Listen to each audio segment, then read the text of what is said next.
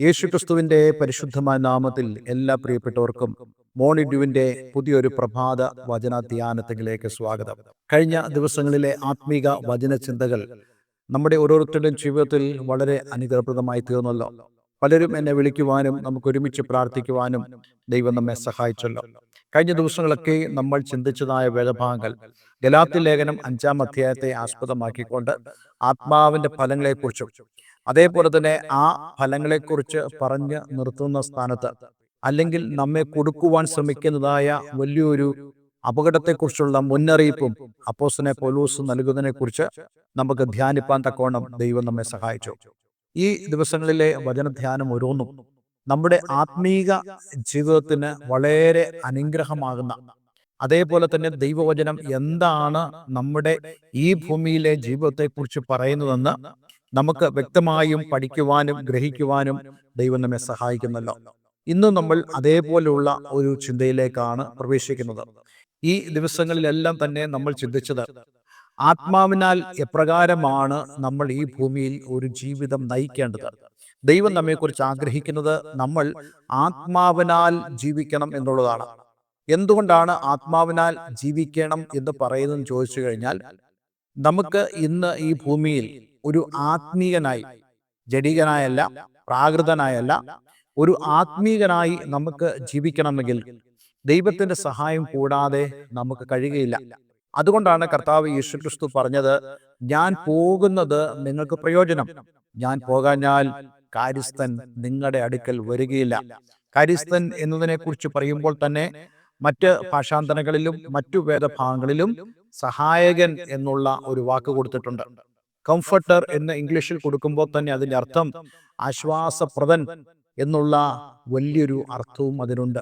നമ്മുടെ ജീവിതത്തിലെ ഏത് പ്രശ്നങ്ങൾ ആണെങ്കിൽ പോലും നമുക്ക് ആശ്വാസമായി, നമ്മെ സഹായിക്കുവാൻ, നമുക്ക് പോകേണ്ടുന്ന വഴി വ്യക്തമായി ഉപദേശിച്ചു തരുവാൻ കഴിവുള്ളതായ ഈ ആശ്വാസപ്രദൻ, നല്ല ആലോചനക്കാരനായ പരിശുദ്ധാത്മാവ് നമ്മോടുകൂടെയുണ്ട്.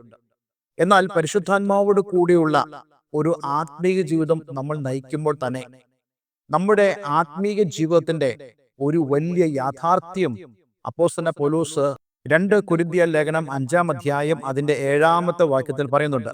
ആ വേദഭാഗമാണ് നമ്മൾ ഇന്ന് വായിക്കുന്നത്. അഥവാ നമ്മൾ ഇന്നു മുതൽ ചില ദിവസങ്ങളിലേക്ക് വിശ്വാസത്താലുള്ള നമ്മുടെ ജീവിതം എന്നുള്ള വിഷയത്തെക്കുറിച്ചാണ് നമ്മൾ ധ്യാനിക്കുവാൻ ആഗ്രഹിക്കുന്നത്. ഇവിടെ നമ്മൾ ഇപ്രകാരം വായിക്കുന്നു, 2 കൊരിന്ത്യർ 5:7. കാഴ്ചയാലല്ല വിശ്വാസത്താൽ അത്രേ ഞങ്ങൾ നടക്കുന്നത്. 8-ാമത്തെ വാക്യം, ഇങ്ങനെ ഞങ്ങൾ ധൈര്യപ്പെട്ട് ശരീരം വിട്ട് കർത്താവിനോട് കൂടെ വസിപ്പാൻ അധികം ഇഷ്ടപ്പെടുന്നു. 9-ാമത്തെ വാക്യം, അതുകൊണ്ട് ശരീരത്തിൽ വസിച്ചാലും ശരീരം വിട്ടാലും ഞങ്ങൾ അവനെ പ്രസാദിപ്പിക്കുന്നവരാകുവാൻ അഭിമാനിക്കുന്നു. 10-ാമത്തെ വാക്യം, അവനവൻ ശരീരത്തിൽ ഇരിക്കുമ്പോൾ ചെയ്തത് നല്ലതാകിലും തീയതാകിലും അതിന് തക്കവണ്ണം പ്രാപിക്കേണ്ടതിന് നാം എല്ലാവരും ക്രിസ്തുവിന്റെ ന്യായാസനത്തിന് മുമ്പാകെ വെളിപ്പെടേണ്ടതാകുന്നു. നോക്കണേ, വളരെ പ്രധാനപ്പെട്ട വാക്യം ഇവിടെ അപ്പോസ്തലനായ പൗലോസ് പറയുകയാണ്. നമ്മുടെ ജീവിതത്തിൽ നമ്മൾ വളരെയധികം മനസ്സിലാക്കേണ്ട, നമ്മൾ മനസ്സിൽ കരുതി വെക്കേണ്ട വളരെ പ്രധാനപ്പെട്ട കാര്യമാണ് ഇവിടെ അപ്പോസ്തലനായ പൗലോസ് പറയുന്നത്. നമ്മളുടെ ജീവിതം എങ്ങനെയാണ് ഇവിടെ നടക്കുന്നത് എന്നുള്ള ഒരു പ്രയോഗമാണ് നമുക്ക് മലയാളം ബൈബിളിൽ കാണുവാൻ കഴിയുന്നത്. പക്ഷെ ഇംഗ്ലീഷ് ബൈബിളിന്റെ ഡിഫറെന്റ് വേർഷൻസിൽ നമുക്ക് കാണാൻ കഴിയുന്നത് വാക്കിംഗ് ബൈ ഫെയ്ത്ത് എന്ന് പറയുന്നിടത്ത് ലിവിങ് ബൈ ഫെയ്ത്ത് എന്ന് കാണുവാൻ കഴിയുന്നുണ്ട്. അപ്പോൾ ഇവിടെ ഈ വാക്ക് എന്ന് പറയുന്നതിന്റെ പ്രധാനപ്പെട്ട അർത്ഥം ലിവിങ് എന്നുള്ള അർത്ഥത്തിലാണ്. നമുക്കറിയാം, നമ്മുടെ ജീവിതം എപ്പോഴും ഒരു നടപ്പിന്റെ ജീവിതമാണ്. ചിലർ പറയാറുണ്ട്, നടന്നു തീരുന്നില്ല, എന്തോ ഞാൻ ഓരോ ദിവസവും നടക്കുന്നു. കാരണം നമ്മുടെ റെസ്പോൺസിബിലിറ്റീസ് എല്ലാം നമ്മൾ ചെയ്തത് നടപ്പിലൂടെയാണ്. ഒരു ആശുപത്രിയിലാണെങ്കിൽ നേഴ്സസ് അല്ലെങ്കിൽ ഡോക്ടേഴ്സ്, ഒരു കൃഷി സ്ഥലത്താണെങ്കിൽ കൃഷിക്കാരൻ ആ വയലിലൂടെ നടക്കുന്നു. നമ്മുടെ ജീവിതത്തിന്റെ ഓരോ പാന്താവിലും നമ്മൾ നടക്കുന്നു എന്നുള്ളതായ പ്രക്രിയയിലാണ് ഏർപ്പെട്ടിരിക്കുന്നത്. അതുകൊണ്ട് ഈ നടക്കുന്നു എന്നുള്ളതായ ആ മെറ്റഫർ, ആ രൂപാലങ്കാരം ഇവിടെ ഉപയോഗിച്ചിരിക്കുന്നത് നമ്മുടെ ജീവിതത്തെ സൂചിപ്പിക്കുവാനാണ്. നടക്കുന്നു എന്ന് പറയുമ്പോൾ അതൊരു ആക്ഷൻ ആണല്ലോ, അതൊരു പ്രവൃത്തിയാണല്ലോ. അതുപോലെ നമ്മുടെ ജീവിതവും അതുപോലെ തന്നെയാണ്. എപ്പോഴും നമ്മൾ ഒരു പ്രവൃത്തി പദത്തിലായിരിക്കും. പക്ഷെ ആ പ്രവൃത്തിപരത്തിൽ നമ്മളായിരിക്കുമ്പോൾ ഇവിടെ ദൈവത്തിന്റെ വചനം നമ്മോട് വളരെ വ്യക്തമായ അപ്പോസ്തലനായ പൗലോസിലൂടെ പറയുകയാണ്, നിങ്ങൾ കാഴ്ചയാലല്ല വിശ്വാസത്താലത്രേ നടക്കുന്നത്. പൗലോസിന്റെ ജീവിതത്തിന്റെ അനുഭവമാണ് ഇവിടെ താൻ പങ്കിടുന്നത്. ഞങ്ങൾ കാഴ്ചയാലല്ല വിശ്വാസത്താലത്രേ നടക്കുന്നത്. എന്താണ് ഇതിന്റെ അർത്ഥം? നമുക്കറിയാം, ഒരു ഭൗമിക മനുഷ്യൻ എന്നവണ്ണം നമ്മുടെ ജീവിതത്തിൽ വളരെ ആവശ്യമുള്ള ഒരു കാര്യമാണ് കാഴ്ചയും കേൾവിയും. ഇത് രണ്ടും വളരെ പ്രധാനപ്പെട്ട കാര്യമാണ്. കാഴ്ച ഉണ്ടെങ്കിൽ മാത്രമേ നമുക്ക് വല്ലതും ചെയ്യുവാൻ കഴിയത്തുള്ളൂ. അതുപോലെ കേൾവി ഉണ്ടെങ്കിൽ മാത്രമേ നമുക്ക് നമ്മുടെ പ്രവൃത്തികളെ പൂർണ്ണമാക്കുവാനും സാധ്യമാവുകയുള്ളൂ. ഇവിടെ കാഴ്ചയാലല്ല വിശ്വാസത്താൽ അത്രേ എന്ന് പറയുമ്പോൾ വിശ്വാസം എപ്പോഴും കാഴ്ചയുമായിട്ട് എതിരായി നിൽക്കുന്നതായ ഒരു കാര്യമാണ്. എബ്രായ ലേഖനം 11-ാം അധ്യായം അതിന്റെ ആദ്യ വാക്യം നമ്മൾ വായിക്കുമ്പോൾ അവിടെ വിശ്വാസത്തിന്റെ ഒരു നിർവചനമായിട്ട് എബ്രായ ലേഖനകാരൻ പറയുന്നുണ്ട്, വിശ്വാസം എന്നതോ ആശിക്കുന്നതിന് ഉറപ്പും കാണാത്ത കാര്യങ്ങളുടെ നിശ്ചയമാകുന്നു. കാണാത്ത കാര്യങ്ങളുടെ നിശ്ചയമാണ് വിശ്വാസം. ഇപ്പോൾ ഇന്ന് ഈ ഭൂമിയിൽ നമ്മൾ ഫിസിക്കൽ ബോഡിയിൽ നമ്മളായിരിക്കുമ്പോൾ നമ്മുടെ കണ്ണാണ് നമ്മെ ഓരോ ദിവസങ്ങളും ഓരോ മണിക്കൂറുകളും ഓരോ സെക്കൻഡും നയിക്കുന്നത്. നമ്മൾ എന്ത് കാണുന്നുവോ അത് നമ്മൾ വിശ്വസിക്കുന്നു. നമ്മൾ എന്ത് കാണുന്നുവോ അതിനനുസരിച്ച് നമ്മൾ നടപടികൾ എടുക്കുന്നു. ഇതേപോലെ തന്നെ വിശുദ്ധ ബൈബിളിൽ വളരെ വ്യക്തമായി നമ്മുടെ ഉള്ളിൽ ഒരു അകത്തെ മനുഷ്യനുണ്ടെന്ന് അപ്പോസ്തലൻ പൗലോസ് പറയുന്നുണ്ട്. ദ ഇന്നർ മാൻ എന്ന് വിളിക്കുന്ന മനുഷ്യൻ. ഈ മനുഷ്യന്റെ പ്രത്യേകത പുറമേയുള്ള മനുഷ്യനെ പോലെ തന്നെ കാഴ്ചയും കേൾവി ശക്തിയും ഉള്ളതാണ് ഈ മനുഷ്യൻ. ആ മനുഷ്യനെ നമ്മൾ വിളിക്കുന്ന പേരാണ് ആത്മമനുഷ്യൻ, ദ സ്പിരിച്വൽ മാൻ. എല്ലാവർക്കും ഈ സ്പിരിച്വൽ മാൻ ഉണ്ട് എന്നുള്ളത് തിരുവഴുത്തിലൂടെ നമുക്ക് മനസ്സിലാക്കാൻ കഴിയുന്നുണ്ട്.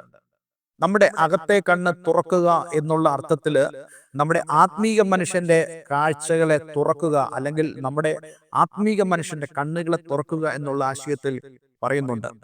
അതുപോലെ തന്നെ നമ്മൾ പല പ്രാവശ്യം ഇവിടെ പറഞ്ഞിട്ടുള്ള കാര്യമാണ്, പ്രവാചകനും പ്രവാചക ശിഷ്യനും അവർ ശമരിയിൽ താമസിക്കുമ്പോൾ അരാമി സൈന്യം അവർക്ക് ചുറ്റും പാളയം ഇറങ്ങി.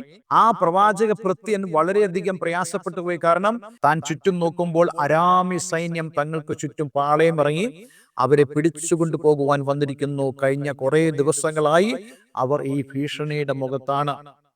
പക്ഷേ അന്നത്തെ ആ പ്രവാചകനായ ആ ദൈവദാസൻ താൻ ഒട്ടും ഭയപ്പെടുന്നില്ല. ഈ ഭൃത്യൻ സഹികെട്ട് പ്രവാചകനോട് ചോദിക്കുന്നു, പ്രവാചകൻ നീ കാണുന്നില്ലേ, നമ്മെ പിടിക്കുവാൻ അരാമി സൈന്യം വന്നിരിക്കുന്നു. അപ്പോൾ പ്രവാചകൻ സ്വർഗത്തേക്ക് കൈ ഉയർത്തി പ്രാർത്ഥിച്ചൊരു കാര്യമാണ്, ദൈവമേ എന്റെ ഈ ഭൃത്യന്റെ കണ്ണ് തുറക്കണമേ. അത് ഫിസിക്കൽ ആയി അല്ല, ശാരീരിക കണ്ണല്ല, മറിച്ച് ആത്മീക ദൃഷ്ടി തുറക്കണമെന്ന് ആ പ്രവാചകൻ പ്രാർത്ഥിക്കുക. നോക്കണേ, ഇതാണ് ആത്മീയ ദൃഷ്ടിയുടെ പ്രാധാന്യം. ഇവിടെ കൊടുത്തിരിക്കുന്ന കാഴ്ചയാലല്ല വിശ്വാസത്താൽ അത്രേ എന്നുള്ളത്, അവിടെ വിശ്വാസം എന്നുള്ളത് നമ്മളുടെ അകത്തെ മനുഷ്യന്റെ കണ്ണാണ് വിശ്വാസം. എപ്പോഴും ദൈവം ഇത് നമ്മളിൽ നിന്ന് ചോദിക്കാറുണ്ട്. യേശു ക്രിസ്തുവിന്റെ ശുശ്രൂഷയിൽ പോലും യേശു എപ്പോഴും പറയുന്ന കാര്യമാണ്, നിന്റെ വിശ്വാസം നിന്നെ രക്ഷിച്ചിരിക്കുന്നു. നിന്റെ അകത്തെ മനുഷ്യന്റെ ആ കാഴ്ചപ്പാട് നിന്നെ രക്ഷിച്ചിരിക്കുന്നു. ചില ആളുകൾ ഇതിനെക്കുറിച്ച് പറയുന്നത് ഇപ്രകാരമാണ്, വചനം തന്നെ പറയുന്നുണ്ടല്ലോ, നിന്റെ വിശ്വാസം നിന്നെ രക്ഷിക്കട്ടെ എന്നുള്ളത്. അതുകൊണ്ട് ഏത് വിശ്വാസമാണെങ്കിലും അത് രക്ഷിക്കുന്ന വിശ്വാസമാണ്. പക്ഷെ എല്ലാ വിശ്വാസവും രക്ഷിക്കില്ലെന്ന് വിശുദ്ധ വേദപുസ്തകം പറയുന്നുണ്ട്. ഇവിടെ കർത്താവ് യേശുക്രിസ്തു പറയുന്നത് നമ്മുടെ അകത്തെ മനുഷ്യൻ യേശുക്രിസ്തുവിലൂടെ കാണുന്നതായ കാഴ്ചപ്പാടാണ്. അതാണ് വിശ്വാസം എന്ന് പറയുന്നത്. കർത്താവ് യേശുക്രിസ്തുവിലൂടെ നമ്മൾ വിശ്വസിക്കുന്നതാണ് യഥാർത്ഥ വിശ്വാസം. അത് നമ്മുടെ അകത്തെ മനുഷ്യന്റെ ഒരു കാഴ്ചയാണ്, ഒരു റിയാലിറ്റി ആയിട്ട് അവൻ കാണുന്നു. നമ്മൾ ഈ ഭൂമിയിൽ താമസിക്കുമ്പോൾ ലോകത്തിലുള്ള സകല കാര്യങ്ങളും നമ്മുടെ പുറം മനുഷ്യനെ വളരെയധികം പ്രചോദിപ്പിക്കുന്നതും ആകർഷിക്കുന്നതുമാണ്. നമ്മുടെ കണ്ണിന് എപ്പോഴും മോഹങ്ങൾ ജ്വലിപ്പിക്കുവാനുള്ള കഴിവുണ്ട്. അതുകൊണ്ടാണല്ലോ ഏദൻ തോട്ടത്തിൽ സാത്താൻ ഹവ്വയെ ചതിക്കാൻ കടന്നു വന്നപ്പോൾ മനോഹരമായ ആ പഴം കാണിച്ചു കൊടുത്തത്.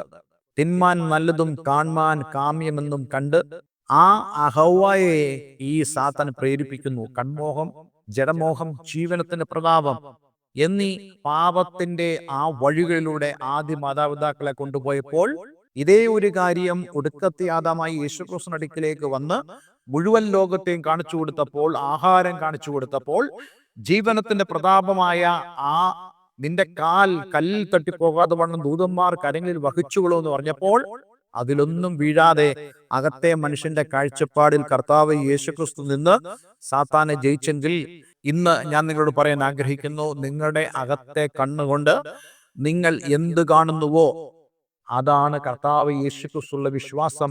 ആ കാഴ്ചയുടെ പേരാണ് വിശ്വാസം. അങ്ങനെ വിശ്വസിക്കുന്നവരെയാണ് ദൈവത്തിന് ആവശ്യം. അതുകൊണ്ട് അവിടെ പറയുന്നത്, ഞങ്ങൾ കാഴ്ചയാലല്ല വിശ്വാസത്താലത്രേ ഞങ്ങൾ നടക്കുന്നത്. ഇന്ന് ഈ ഭൂമിയിൽ കാണുന്ന സകല കാര്യങ്ങളും നമ്മെ പ്രലോഭിപ്പിക്കുന്നതാണ്. നമ്മൾ പലപ്പോഴും ഈ ഭൂമിയിലെ നമ്മളുടെ ഈ കാഴ്ചയ്ക്കനുസരിച്ചാണ് പലപ്പോഴും നമ്മുടെ ജീവിതത്തെ നമ്മൾ ക്രമീകരിക്കുന്നത്. പക്ഷേ ഒരു വിശ്വാസത്താൽ നയിക്കപ്പെടുന്ന ഒരു വ്യക്തിയെ സംബന്ധിച്ചിടത്തോളം അവന്റെ ആത്മീകമായ യാഥാർത്ഥ്യം എന്ന് പറയുന്നത് കർത്താവ് യേശുക്രിസ്തുവും നമുക്ക് വേണ്ടി ദൈവം ഒരുക്കുന്ന ആ സ്വർഗീയ സ്ഥലവുമാണ് യാഥാർത്ഥ്യം എന്ന് പറയുന്നത്. അത് നമ്മളുടെ ഈ അകത്തെ കണ്ണുകൊണ്ട് നമുക്ക് കാണുവാൻ കഴിഞ്ഞാൽ നമ്മുടെ ജീവിതമെല്ലാം അതിനനുസരിച്ച് നമ്മൾ ചിട്ടപ്പെടുത്തുവാനിടയായി തീരും. നമുക്ക് എങ്ങനെയാണ് ഒരു ആത്മീക മനുഷ്യനെ കാണുവാൻ കഴിയുന്നത്? നിത്യതയുടെ വെളിച്ചത്തിൽ അവന്റെ ജീവിതത്തെ അവൻ ക്രമീകരിക്കുമ്പോൾ അതാണ് അവന്റെ ആത്മീയ അവസ്ഥയുടെ വലിയൊരു ഉദാഹരണം. അതുകൊണ്ട് നമ്മുടെ ജീവിതത്തിലും അപ്രകാരമുള്ള അനുഭവങ്ങളിലേക്ക് കടന്നു വരുവാൻ ദൈവം നമ്മെ സഹായിക്കട്ടെ. ദൈവം അനുവദിച്ചാൽ ഈ ഒരു വിഷയത്തിന്റെ കൂടുതൽ ഡീറ്റെയിൽ ആയിട്ടുള്ള കാര്യം നമ്മൾ അടുത്ത ദിവസം ചിന്തിക്കുന്നതാണ്. പക്ഷെ ഇന്ന് നമ്മൾ ചിന്തിക്കേണ്ടത്, ഇന്ന് നമ്മൾ മനസ്സിലാക്കേണ്ടത്, ഇന്ന് നമ്മൾ പരിശോധിക്കേണ്ടത്, വാസ്തവമായിട്ടും എൻ്റെ അകത്തെ മനുഷ്യന് ഈ കാഴ്ചപ്പാടുണ്ടോ? വാസ്തവമായിട്ടും എൻ്റെ അകത്തെ മനുഷ്യന്റെ കണ്ണുകൾ കാണുന്നുണ്ടോ? എൻ്റെ അകത്തെ മനുഷ്യന്റെ ആ വിശ്വാസമാണ് എൻ്റെ അകത്തെ മനുഷ്യന്റെ കാഴ്ച എന്ന് പറയുന്നത്. അങ്ങനെ കാഴ്ചപ്പാടുള്ളവരെയാണ് ദൈവം സഹായിക്കുന്നത്. അതുകൊണ്ടാണല്ലോ ബഥാനിയിലെ മാർത്തയുടെ മറിയയുടെ ഭവനത്തിൽ യേശു ക്രിസ്തു കടന്നു വന്നപ്പോൾ യേശു ആ ദുഃഖത്തിന്റെ വേളയിൽ പോലും ആ സഹോദരിമാരോട് പറയുകയാണ്, വിശ്വസിച്ചാൽ നിങ്ങൾ ദൈവത്തിന്റെ മഹത്വമാണ്. നിങ്ങൾ എന്താ വിശ്വസിക്കേണ്ടത്?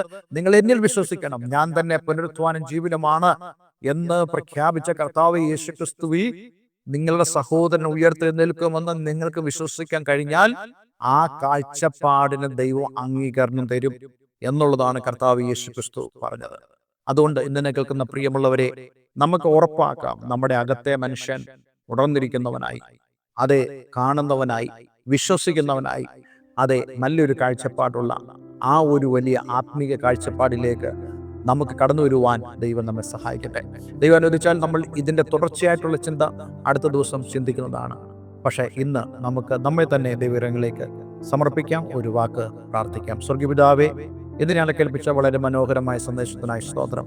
ഞങ്ങളുടെ അകത്തെ മനുഷ്യനെ സംബന്ധിച്ച് ഞങ്ങൾ ശക്തിയോടെ ബലപ്പെടുവാനും, കർത്താവെ ആത്മീയമായ കാഴ്ചപ്പാടുകൾ ഞങ്ങൾക്ക് ഉണ്ടാകുവാനും, ദൈവമേ ഞങ്ങളുടെ ഫിസിക്കൽ ആയി പറയുന്നത് പോലെയല്ല, ഞങ്ങളുടെ സ്പിരിച്വൽ ആയി പറയുന്നത് പോലെ ഞങ്ങൾക്ക് ജീവിപ്പാൻ, അത് ഞങ്ങളുടെ വിശ്വാസമായി പരിണമിക്കാനും, ദൈവം മഹത്വം ഞങ്ങളുടെ ജീവിതത്തിൽ കാണുവാനും അങ്ങ് ഞങ്ങളെ സഹായിക്കണം.